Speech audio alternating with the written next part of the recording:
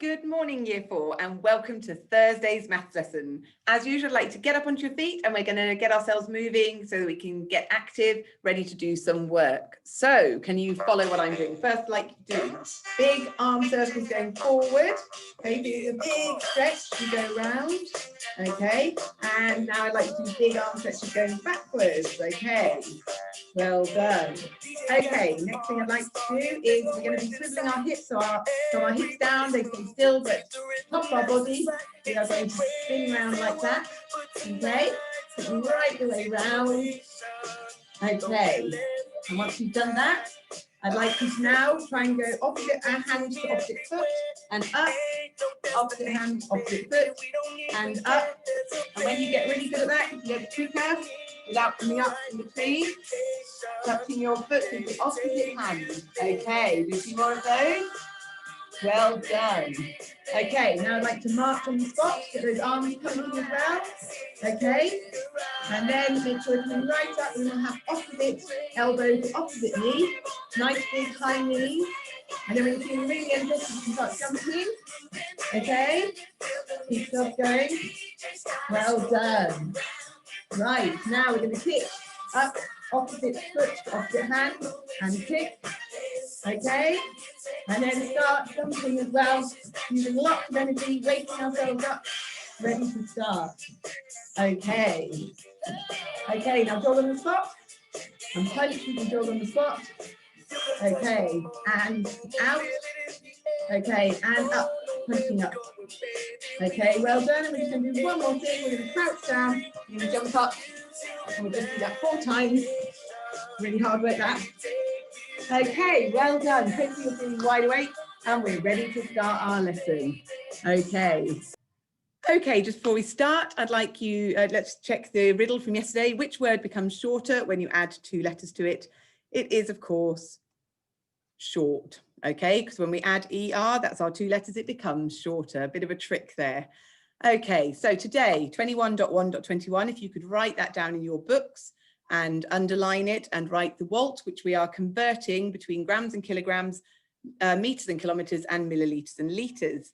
So pause the video, write that down in your neatest handwriting and underline the date and the WALT when you're done. Okay, so first thing we're going to do is our 5 a day. What I would like circles and squares to do is the one that is in red, and I would like pentagons and hexagons to do the one that is in black. Again, pause the video, answer the questions, and then we will go through the answers. Okay, so first question, same for both groups. What is the name of a 7-sided shape? Well done. If you remembered that it is a heptagon. I'll just put the start bit of it. Heptagon. Okay. How many acute angles does this shape have? This is a parallelogram.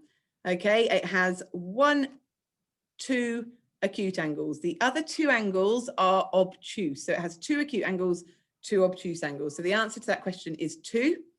Question number 3 for circles and squares was decrease 362 by 129. And for hexagons and pentagons, it was decrease 2,363 by 536. Now, hopefully you remembered from last week, this means to subtract. So you should all have done a column subtraction, which I'll just show you on this board here. Hopefully you'll be able to see a bit. Okay, so for circles and squares, this is your question. 2 take away 9 you couldn't do, so you needed to exchange from the 10s to make that a 5. 12 take away 9 is 3. 5 take away 2 is 3, and 3 take away 1 is 2. For pentagons and hexagons, here is your question. Let me just move that down a little bit. And 3 take away 6 we can't do, so we exchange from the 10, which becomes a 5, and that becomes 13. 13 take away 6. If you can't work that out, remember, count on from the smaller number up to the bigger number. 6, 7, 8, 9, 10, 11, 12, 13, which is 7. 5 take away 3, which is 2. 3 take away 5 we can't do, but we can exchange from the thousands, so that becomes a 1. And we have 13 take away 5, which is 8. And then we've got 1,000 left. So the answer was 1,827. Okay, question number 4 is how many days are there in December? Well, hopefully you know that there are 31 days in December. For hexagons and pentagons, how many days are there in November and December? There are 30 days in November. There are 31 days in December. So when you put those together, you get 61.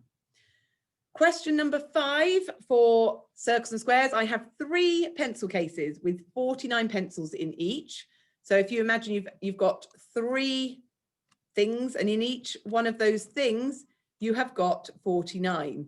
So hopefully you realize you needed to do a multiplication, which was 49 multiplied by 3, which I'll show you the workings out in a moment. Okay, and for pentagons and hexagons, a bank has 7 boxes and there are 2,367 coins in each. So hopefully you also worked out the total is 2,367 multiplied by 7. So I shall show you the workings out for those 2 now. Okay, so for squares and circles, 49 multiplied by 3. 3 times 9 is 27. So you put the 7 in the ones column and put the 2 underneath in the tens. 3 times 4 is 12. Add on 2 more is 14. So you put the 4 in the tens and the 1 goes into the hundreds. So our answer is 147. Pentagons and hexagons, 7 times 7 is 49. So you put your 9 in the ones and the 4 into underneath the tens. 7 times 6 is 42.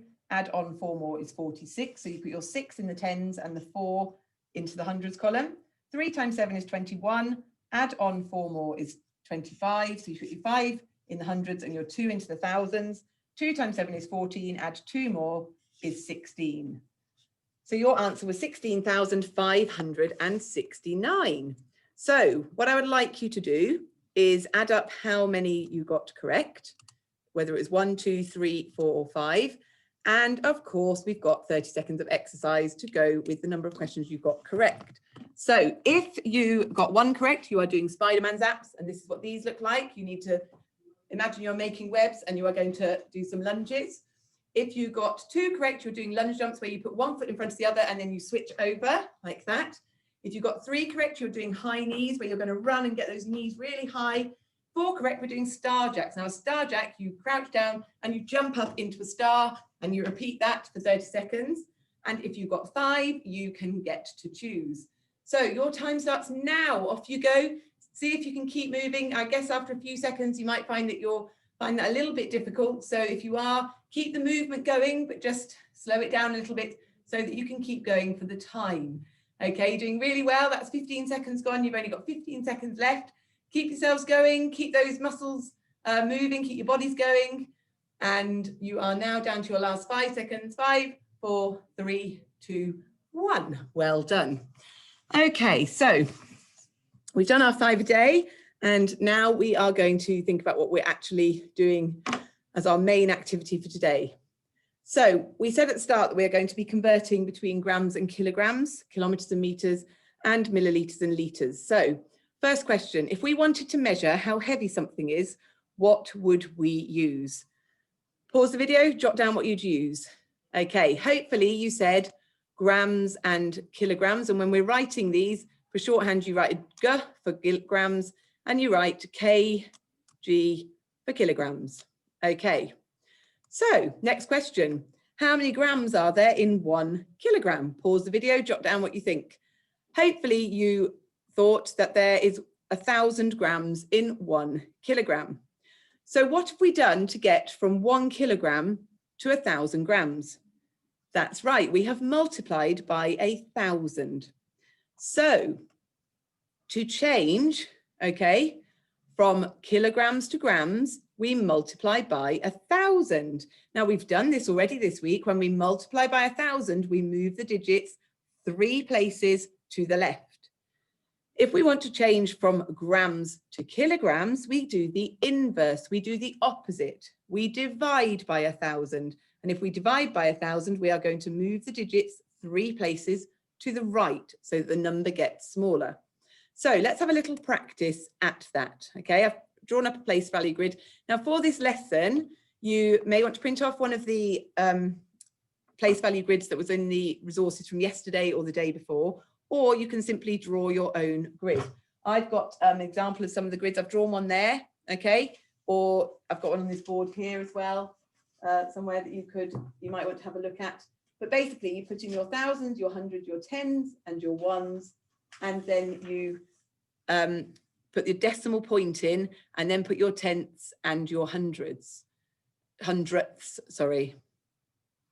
So if we look at our first question, we want to change 2 kilograms to grams. So we put our 2 in our place value chart, and we remind ourselves, if we are changing from kilograms to grams, what do we need to do? We multiply by 1,000. So if we're multiplying by 1,000, the numbers are going to move 3 places to the left. 1, 2, 3. So we end up with 2 in the thousands. We've got nothing in the hundreds, nothing in the tens, nothing in the ones. So our answer, 2 kilograms, is the same as 2,000 grams. Okay. Have a look at the next example. In the next example, we have got 3.5 kilograms. So we put the 3 in the ones column, then we've got our decimal point, and we put the 5 in the tenths column.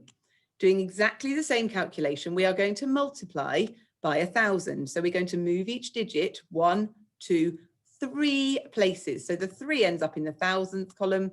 The 5, 1, 2, 3 is going to end up in the hundredths column. And then we fill up those spaces before the decimal point with zeros. So 3.5 kilograms is 3,500 grams. Okay, have a look at the next example. So we have got 27.2 kilograms. So we put the 2 in the tens, the 7 in the ones column, and the 2 in the tenths column. And again, because we're multiplying by 1,000 to change grams to kilograms, we move the digits 3 places. So our 2 actually ends up in the tens of thousands column. Then our 7 ends up in the thousands column.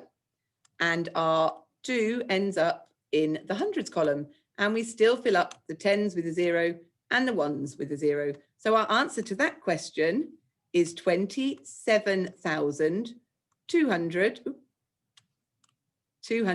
grams. Okay.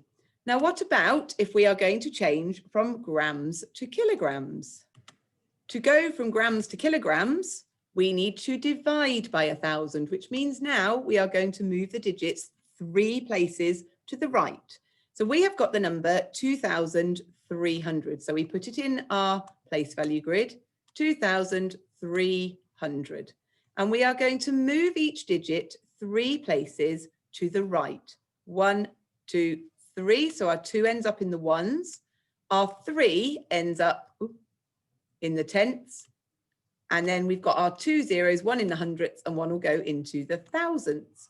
So our answer is 2.3.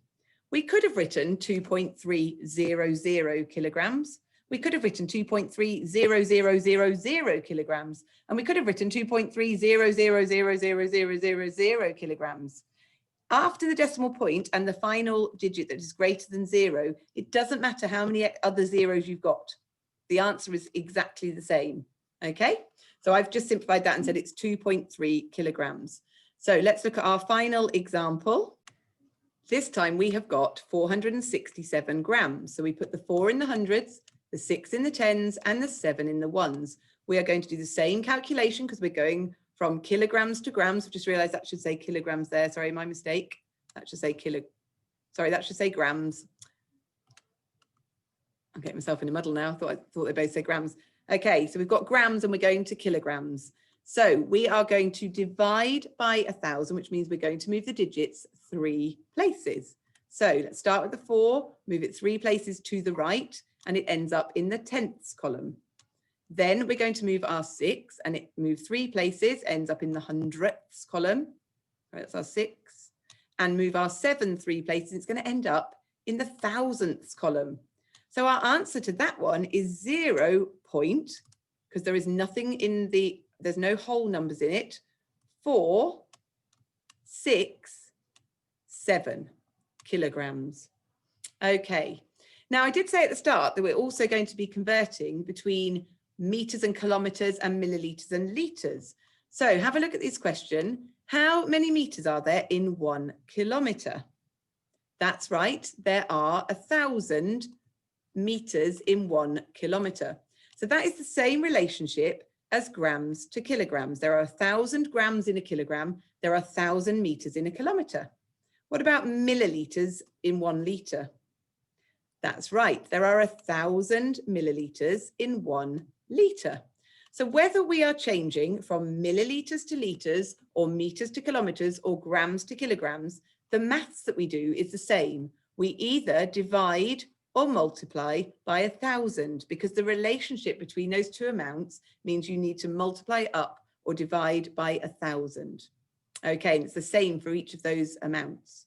So what I would suggest you do for today's work is if you keep this table in front of you, okay, and just remember, if I write it in red for you, that this is the same for meters to kilometers and milliliters to liters. And this is the same as kilometers to meters and liters to milliliters. So when you've given your questions that you will see in the folder for today, they're all listed under circles, squares, pentagons and hexagons. When you see your questions, if you have got to change between any of those units of measure, have a look at this conversion chart, keep that in front of you, and it will remind you what you need to do. And then all you need to remind yourself is that when we divide by 1,000, we move the digits 3 places to the right. And when we multiply by 1,000, we move the digits 3 places to the left. And just remember, as always, with our place value grid, we have a decimal point after the ones where we are moving into parts of a whole number rather than the whole numbers.